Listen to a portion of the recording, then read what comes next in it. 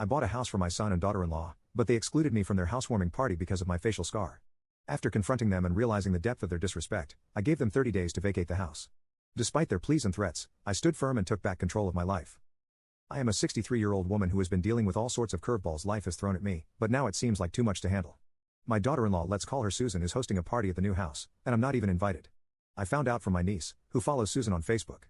My niece called to tell me she was upset about not being invited. I was puzzled, asking, what invitation and what party? She was shocked that I knew nothing about the grand party Susan was throwing at the new house. I asked her if she was sure it was a housewarming party, perhaps it could be something else. Then she sent me a screenshot of a story Susan had posted with decorations, stating, "Happy home. 1 week to go for the celebration. Can't wait to give a house tour." All these stories pretty much summed it up. The naive me thought perhaps they forgot to invite me. Not that the inner me didn't know the truth, but sometimes hope makes you do foolish things. I waited eagerly for my invitation, but it never came. I tried to stay patient, thinking maybe it got lost in the mail or that they were planning to invite me in person.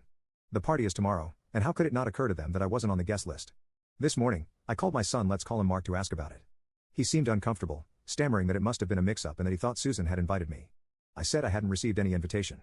He said Susan has been very busy commuting for work, driving the kids to school and other classes, and supervising the renovation of the house. He told me not to worry and that he would check with Susan and get back to me. It was clear he was lying or at least covering for her because, hello, it takes 10 seconds to forward an invitation. I waited all afternoon, but no calls or texts. It's certain that I'm not invited.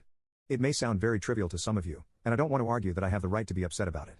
My life's journey has been filled with challenges, but I've always managed to persevere. However, there are certain moments that break me into pieces, and this is one of them. Probably a little background would help. My husband, my rock, was my biggest supporter and partner in everything. When he passed away, he left me with a substantial inheritance, the house, a significant insurance payout, and some other savings here and there. He ensured I'd be okay after he was gone. Surprisingly, he left nothing for Mark. He mentioned in his will that he deliberately left everything to me, and it would be up to me to decide what to do with it. Mark was very upset about this, but I ensured I had his back. He's my only son.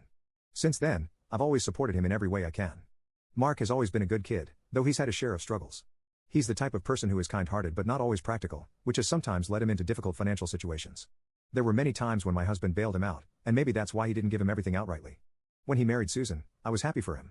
He seemed genuinely in love, and I wanted nothing more than to see him happy. But soon after marrying her, he became distant from us. I didn't mind much and respected his boundaries. From the very beginning, there was something off about Susan. It wasn't that she was openly rude or hostile, it was more subtle than that. There was a coldness in her that I couldn't quite put my finger on. She was polite, but it felt like there was a wall between us that I could never break through. At first, I thought it was just natural awkwardness that sometimes happens when families blend, so I gave her the benefit of the doubt. I tried to be friendly and involve her in family activities, but she always kept her distance. Then came the accident a few years ago. I was driving home from somewhere when a drunk driver swerved into my lane. The impact was severe, and I was left with a large scar on the left side of my face. It wasn't just any scar, it was jagged and noticeable, something that surgery couldn't fully fix.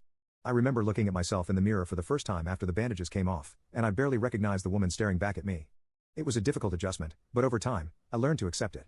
I knew that my worth wasn't defined by my appearance, even if the world sometimes tried to convince me otherwise. However, it quickly became apparent that Susan couldn't accept it. After the accident, her already chilly demeanor grew even colder. She would make excuses not to visit, claiming she was busy with work and that the kids had activities. I knew something was wrong but couldn't figure out exactly what it was. Maybe I was too optimistic, hoping that whatever was bothering her would eventually fade away. Sadly, that never happened. However, that never deterred me from standing up for Mark whenever he needed me. I expected the same cordial, if not loving, relationship from them. I guess it doesn't work that way with parents. Children always want you to have their back, but you can't expect anything from them without being called nosy and needy. Sometimes I miss my husband a lot. When he was here, I didn't need anyone, we were enough for each other. I hope I get over this bitter feeling soon. Thanks if you have read this. You can click on share and more to see if there is a part 2.